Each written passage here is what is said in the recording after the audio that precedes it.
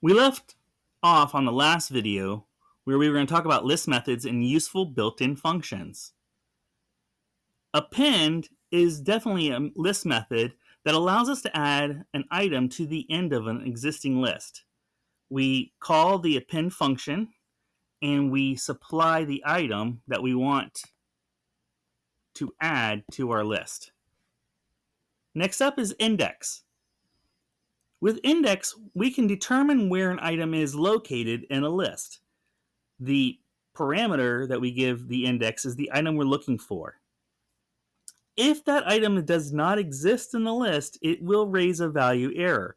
Otherwise, it will return the index of the first element in the list that matches the item you turned in. It's important to note that because we often don't want to raise that value error, we'll first do a search in that list for the item. So here we were talking about finding items in a list. We oftentimes will use that to make sure that an item exists in the list. And if it does, then we'll call the index function to get where that is in the list. We can insert an item. To do that, we're going to call the insert function and supply the index at which we want to put the item in the list, as well as the item we want to put in. We can sort the elements in a list in ascending order. We can also remove an item. It will remove the first occurrence of the item in the list. This will also raise an error if that item does not exist in the list. So make sure you do that search first before you call the remove. And it's also important to note that this does not use an index. This actually uses the item. So you have to supply the item that you want to remove. Reverse takes the order of the elements and reverses them. This is a copy of the 7.1 table in your book, and it talks about the items we just talked about.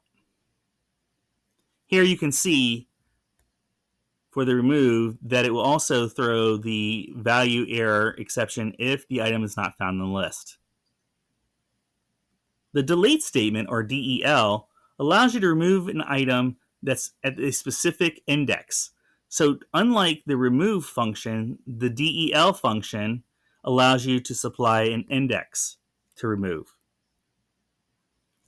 Min and max functions are those built-in functions that return an item that has the lowest or highest value in a sequence.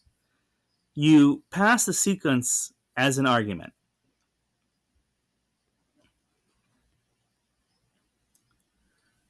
We do have a way to copy lists. In fact, we have two methods in which we can copy a list. The first method is to create a new empty list and iterate over the old list with the for loop to add a copy of each item from the original list to the new list. The second method is we can create a new empty list and concatenate the old list to that new list we just created.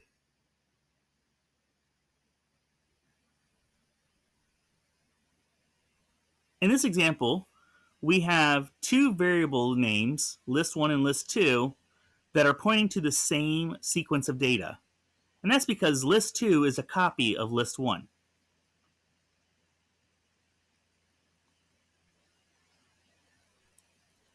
We can process the data in a list. List elements can be used in calculations. So if we want to calculate the total of the numeric values in a list, we can use a loop with an accumulator variable. As we've talked about in previous lessons, that accumulator variable is a variable that's designed to just keep adding from numbers that we come across into that variable. We can also average numeric values in a list. To do that, we calculate the total of the values using that accumulator variable and then divide the total of that against the length of the list. Lists can also be passed as arguments to a function. We do that on a pretty regular basis.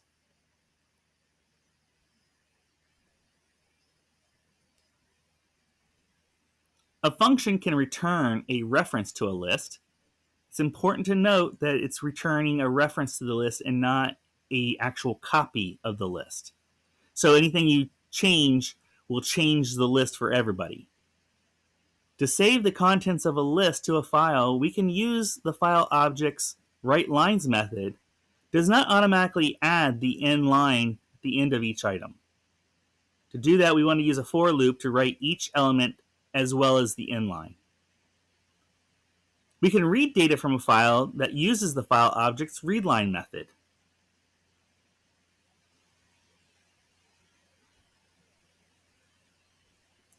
In the next video, we're going to come back and talk about list comprehensions. We'll see you then.